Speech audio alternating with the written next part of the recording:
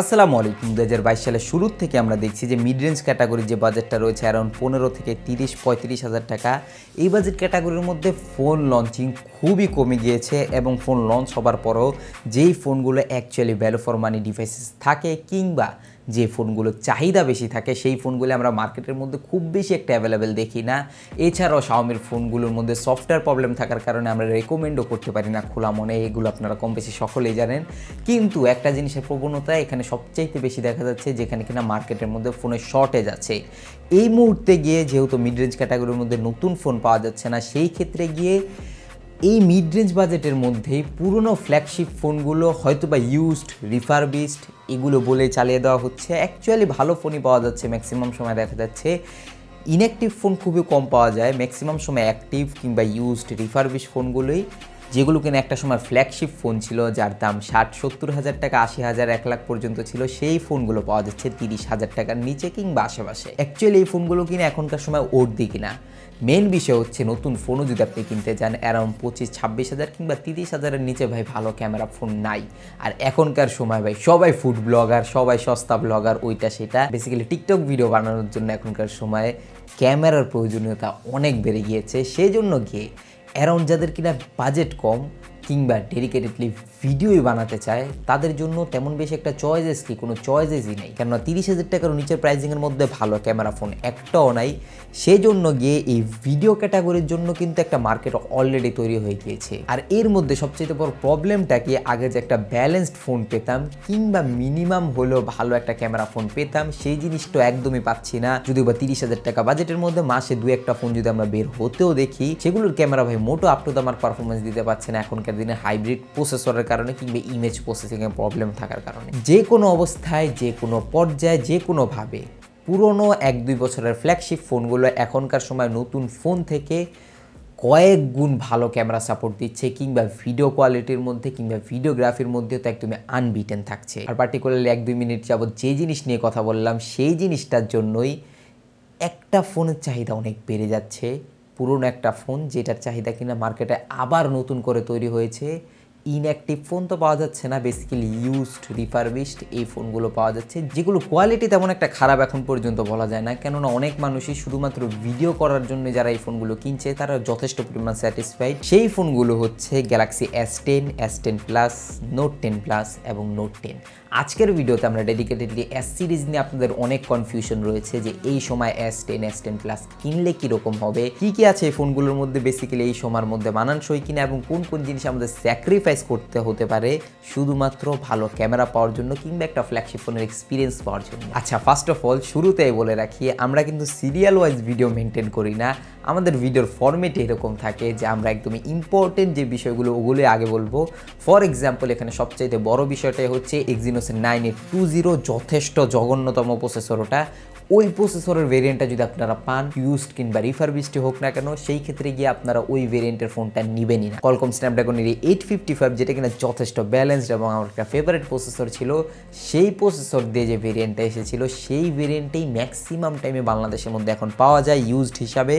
সেই ভেরিয়েন্টটা কিনা ট্রাই করুন, সেই ক্ষেত্রে গিয়ে যথেষ্ট স্টেবল কিংবা ভালো পারফরমেন্স পাবেন, যেটা কিনা আমরা কলকম থেকে সবসময় দেখি। এবং স্যামসাংয়ের ফোনের ক্ষেত্রে আজ পর্যন্ত দেখা যাচ্ছে যে কলকমের ভেরিয়েন্টওয়ালা ফোনের পারফরমেন্স কিংবা এক্সিনোসের পারফরমেন্স রাত আর দিনে তফাৎ থাকে।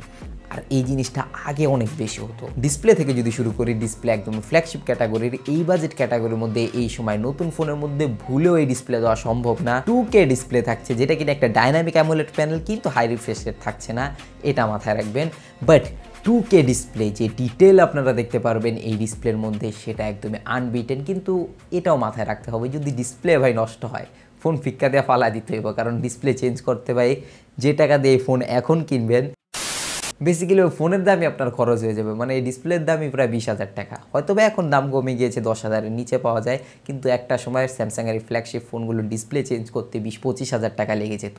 ইভেন আজ পর্যন্ত এই জিনিসটা আছে। কিন্তু হ্যাঁ, ডিসপ্লে সাইজেস আপনারা কম বেশি সকলে বুঝতে পারছেন, S10 এরটা 6.1 ইঞ্চিস এবং 6.4 ইঞ্চিসেরটা S10 প্লাস। বাদ বাকি ক্যামেরা ক্যাটাগরির মধ্যে কিন্তু দুইটা ফোন একদমই সেম, যেহেতু ফ্ল্যাগশিপ ক্যাটাগরির ফোন ছিল। 12 মেগাপিক্সেলের f1.5 অ্যাপারচারের একটা প্রাইমারি ক্যামেরা, 12 মেগাপিক্সেল একটা টেলিফোটো ক্যামেরা, সেই সময় কিন্তু 100x জুমের তারা কোনো মার্কেটিং জিনিসপত্র নিয়ে আসেনি, এই জন্য গিয়ে শুধুমাত্র 12 মেগাপিক্সেলের টেলিফোটো ক্যামেরা থাকছে। বাদবাকি আলট্রাওয়াইড ক্যামেরার মধ্যে শুধুমাত্র 16 মেগাপিক্সেল থাকছে, দুইটা ফোনের মধ্যে সেম। সেলফি ক্যামেরার মধ্যে জাস্ট 10 মেগাপিক্সেলের সেলফি ক্যামেরা, দুইটা ফোনের মধ্যে সেম। 4K 30 FPS এর ভিডিও এবং 60 FPS S10 Plus এর মধ্যে করতে পারবেন।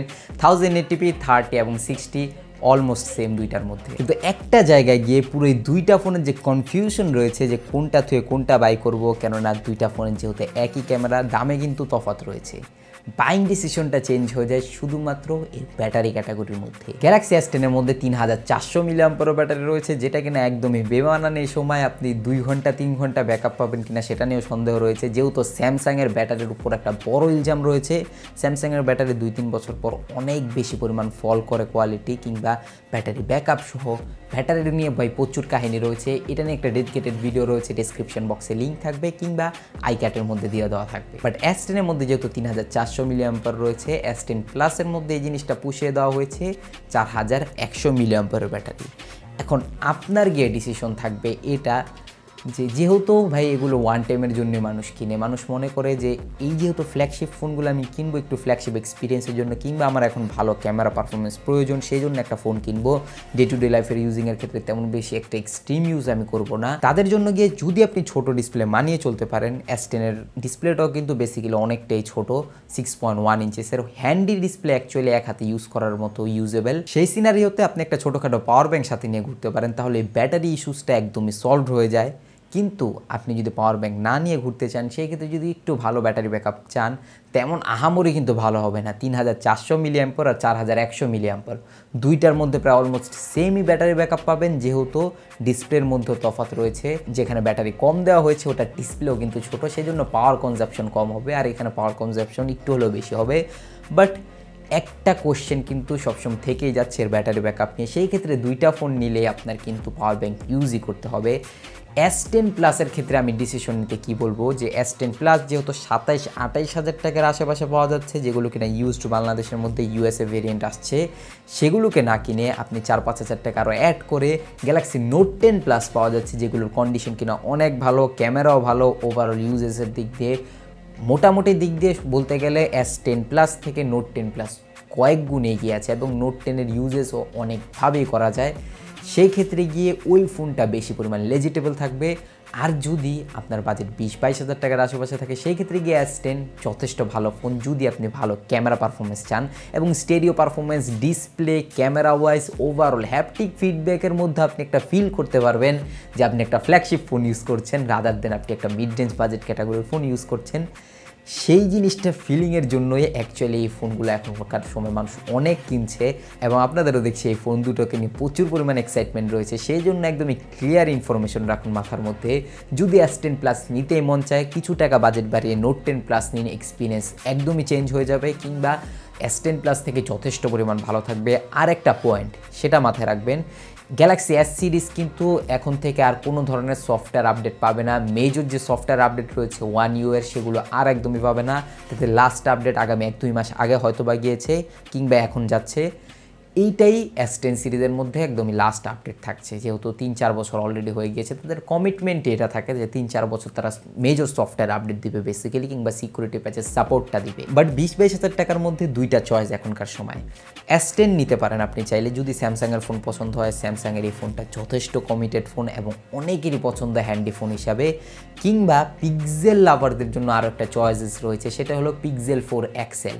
Pixel 4a না, কিন্তু Pixel 4a আন্ডার 20 মধ্যে পাওয়া যাচ্ছে ইউজডগুলো।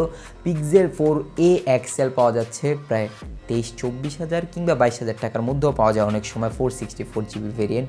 সেই দুইটা ফোনের একটা ফোন নিতে পারেন। ক্যামেরা ওয়াইজ দুইটা ফোনের মধ্যে আপনি একটার মধ্যে নিরাশ হবেন না।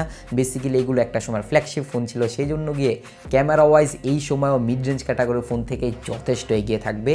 এবং S10 Plus-এর বদলে নোট 10 Plus-এর মধ্যে আপনারা শিফট হতে পারেন যদি ফ্ল্যাগশিপ ক্যাটাগরি এক্সপিরিয়েন্স চান কিংবা বাজেট বেশি থাকে। বাদবাকি আপনাদের কি মতামত নিচে কমেন্ট বক্সে জানার অপেক্ষায় থাকলাম। সাবস্ক্রাইব বাটনটা লাল থাকলে, ওপস এখন কিন্তু লাল নেই, সাদা। সাবস্ক্রাইব বাটনটা যদি সাদা থাকে, এক ক্লিকে গ্রে করে নিচে বেল আইকনটা গিয়ে অল করে দিন। I'll catch you guys in the next video.